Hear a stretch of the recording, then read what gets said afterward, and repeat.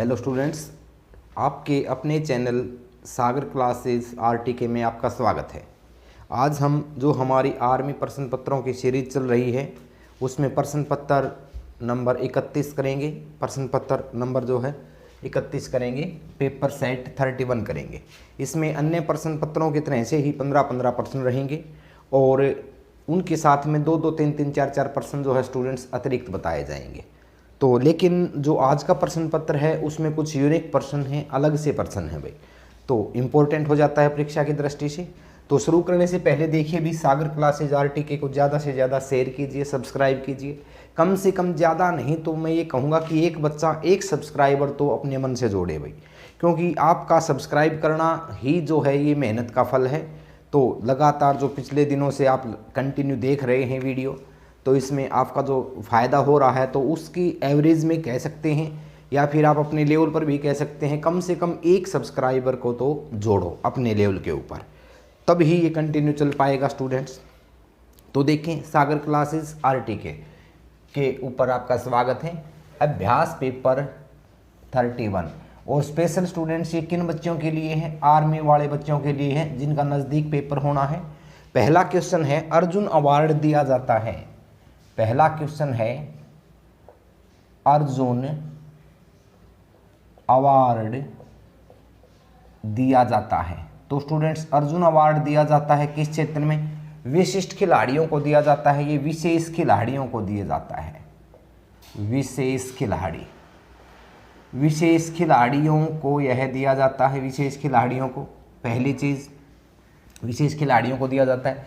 यदि इसकी समय सीमा पूछ ले कि भाई अर्जुन अवार्ड जो है उसकी समय सीमा क्या है, तो स्टूडेंट्स अर्जुन अवार्ड बता दें आपको, वर्ष 1961 से दिया जाता है। वर्ष 1961 से। इसमें दिया क्या जाता है? इसमें स्टूडेंट्स 5 लाख रुपए दिए जाते हैं, प्लस में एक कांस्य प्रतिमा दी जाती है। कांस्य प्रतिमा दी जाती है, और प्रतिमा किसकी होती है? अर्जुन की होती है।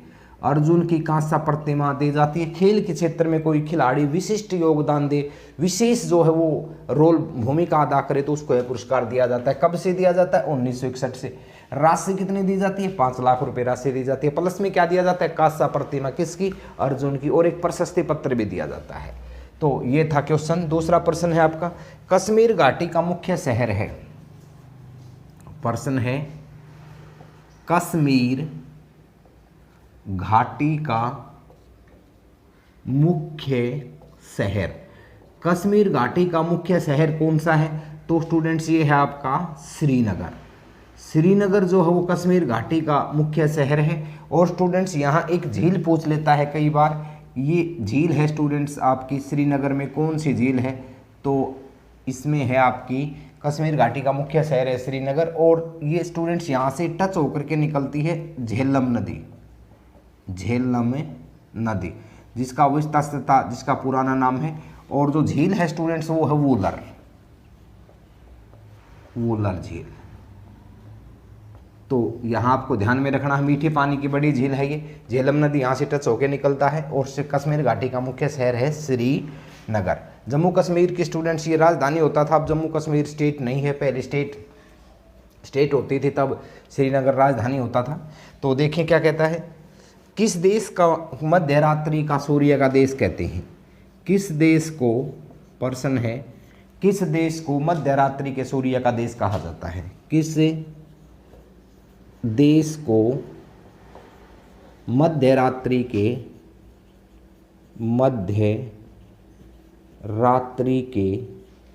सूर्य का देश कहा जाता है? सूर्य का देश कहा जाता है,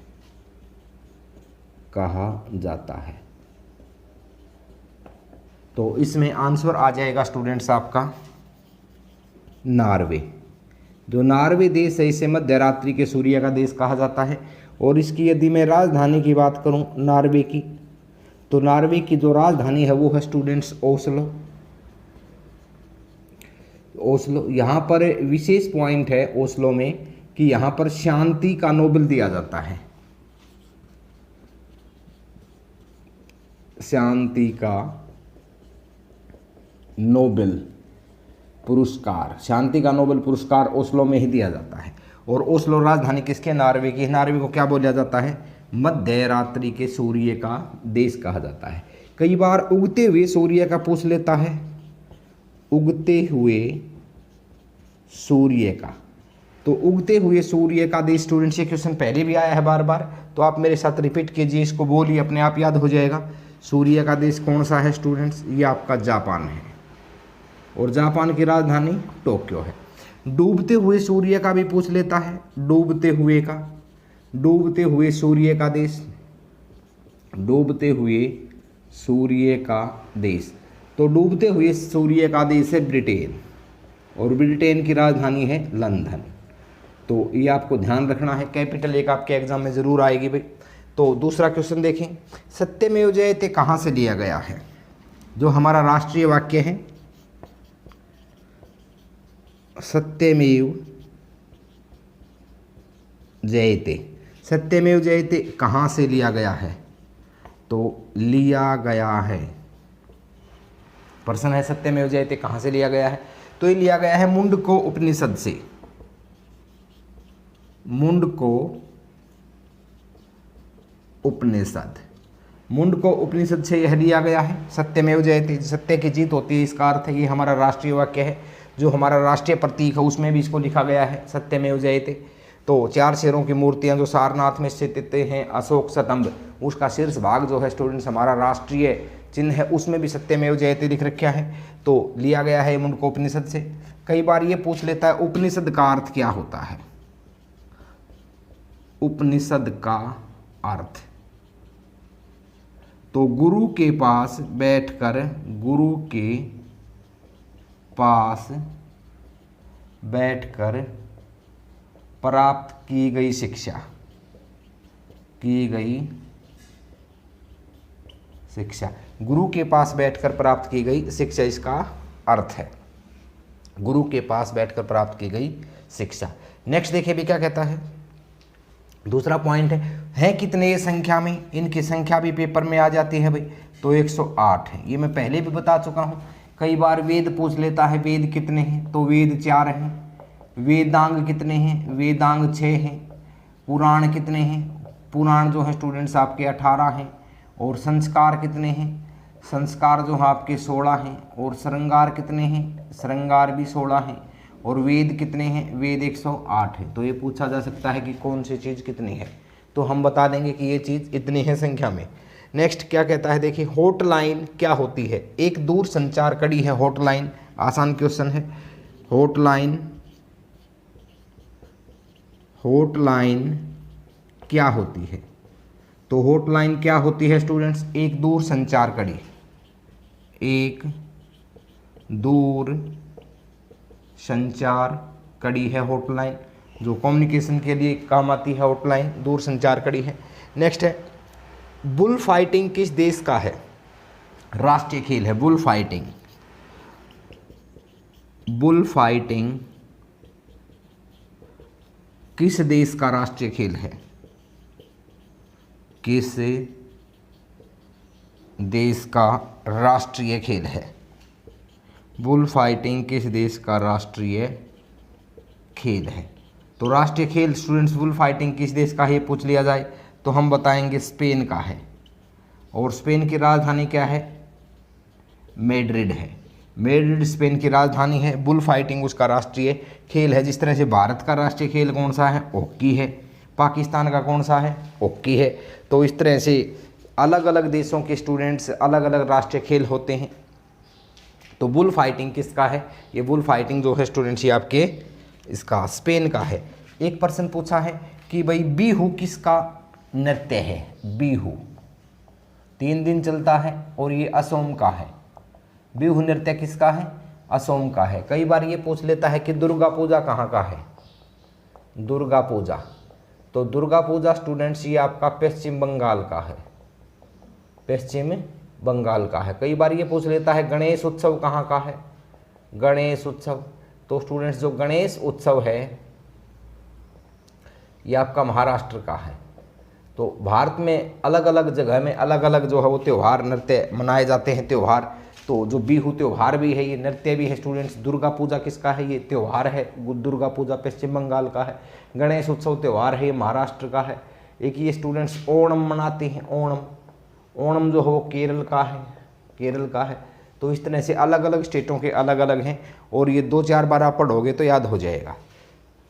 अगला प्रश्न है, लंदन किस नदी के किनारे स्थित है? तो इसको साफ कर लेते हैं पहले। देखिए, शेयर कीजिए स्टूडेंट्स चैनल को ज़्यादा से ज़्यादा। लंदन किस नदी के किनारे स्थित है?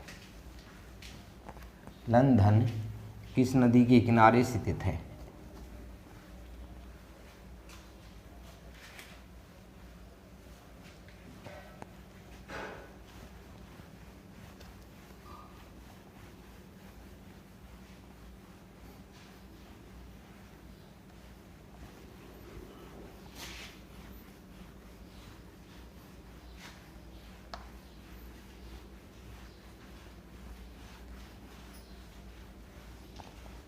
लंदन किस नदी के किनारे स्थित है?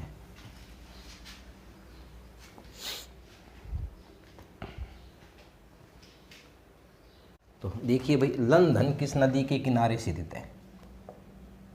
लंदन किस नदी के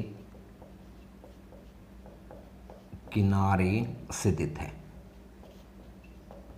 लंदन जो राजधानी है स्टूडेंट्स इंग्लैंड की, वो बता दें, आंसर आ जाएगा टेम्स नदी। लंदन जो है वो टेम्स नदी के किनारे स्थित है। दूसरी चीज़, लंदन जो है विश्व स्तर पर प्रसिद्ध है। किस लिए प्रसिद्ध है विश्व स्तर पर लंदन? यह यहाँ से स्टूडेंट्स अंतर्राष्ट्रीय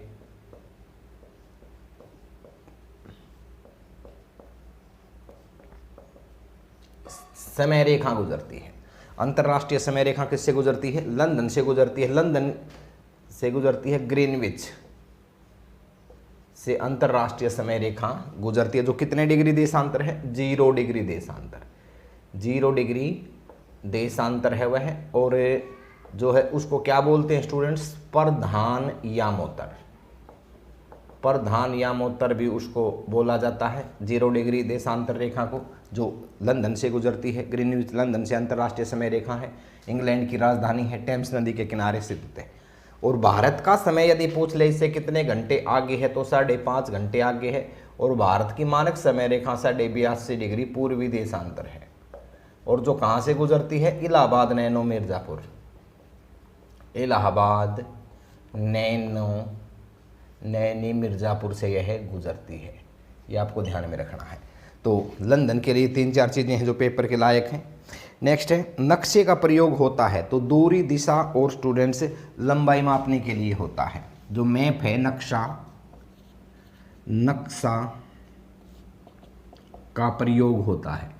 प्रश्न है, नक्शा का प्रयोग किस लिए होता है? नक्शा का प्रयोग होता है तो स्टूडेंट्स जो नक्शा है उसका प्रयोग होता है एक तो दूरी मापने के लिए, एक दिशा मापने के लिए, एक लंबाई मापने के लिए। ऑप्शन में तीनों थे, चौथा ऑप्शन था ये सभी। तो आंसर क्या आ जाएगा? ये सभी जो है इसमें आंसर आ जाएगा। दूसरा, विश्व में सबसे गहरा सागर कौन सा है? विश्व का सबसे गहरा सागर, विश्व का सबसे गहरा सागर।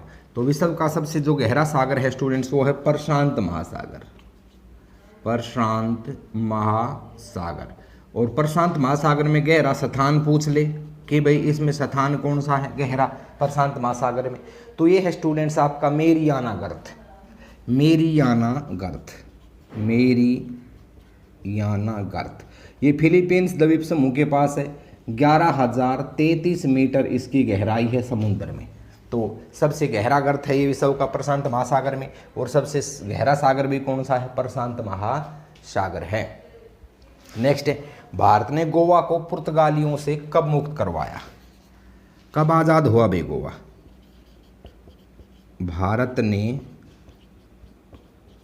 गोवा को पुर्तगालियों से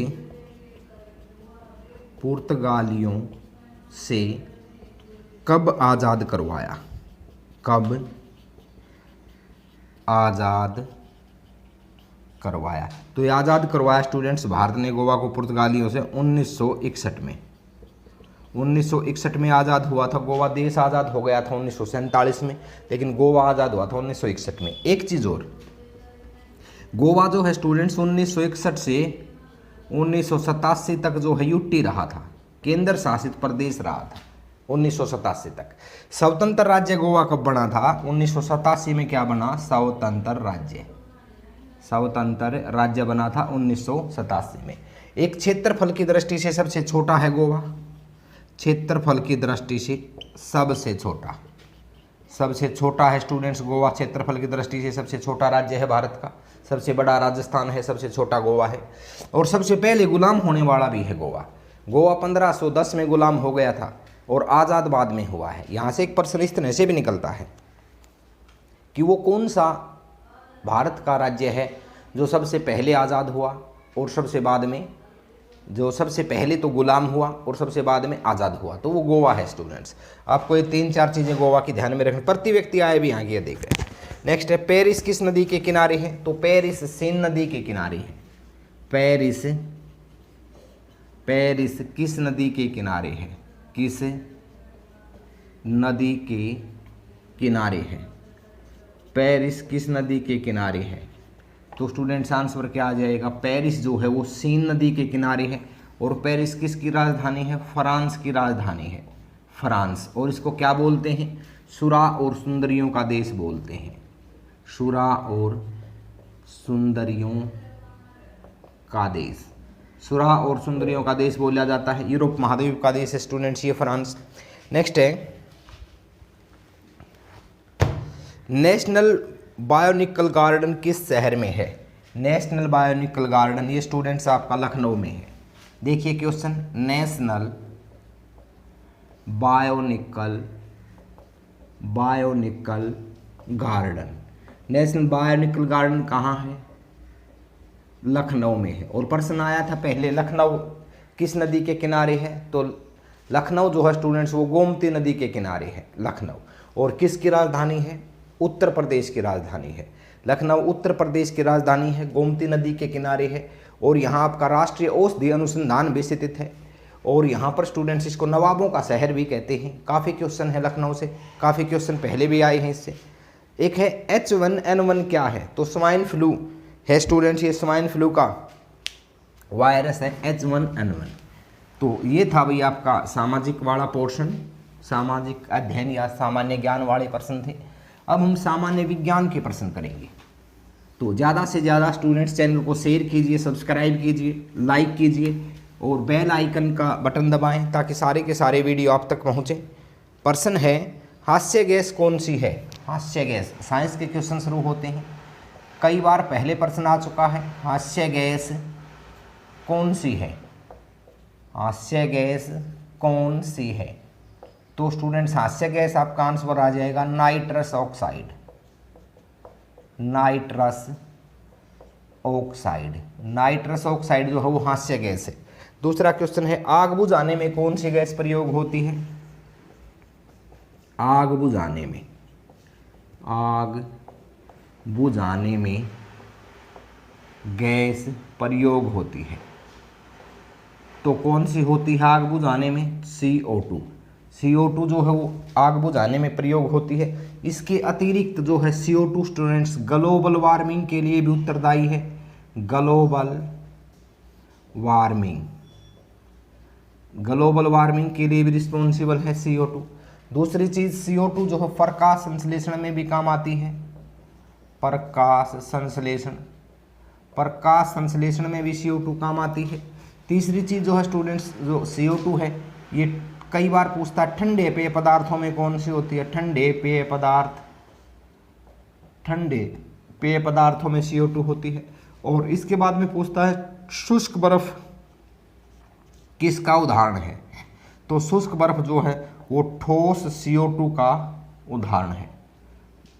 और एक ही आपका क्वेश्चन के अकॉर्डिंग आग बुझाने में आता ही है। आग बुझाने में पौधे कौन सी गैस लेते हैं फोटोसिंथेसिस में? ये भी पूछ लेता है। तो CO2 लेते हैं, O2 छोड़ते हैं। तो ये काफ़ी क्वेश्चन बन जाते हैं कार्बन डाइऑक्साइड के बारे में। नेक्स्ट देखें भाई, कौन सा स्तनपायी अंडे देता है? तो चमगादड़। कौन सा स्तनपायी अंडे देता है? कौन सा स्तनपायी अंडे देता है? तो कौन सा स्तनपायी देता है स्टूडेंट्स? चमगादड़।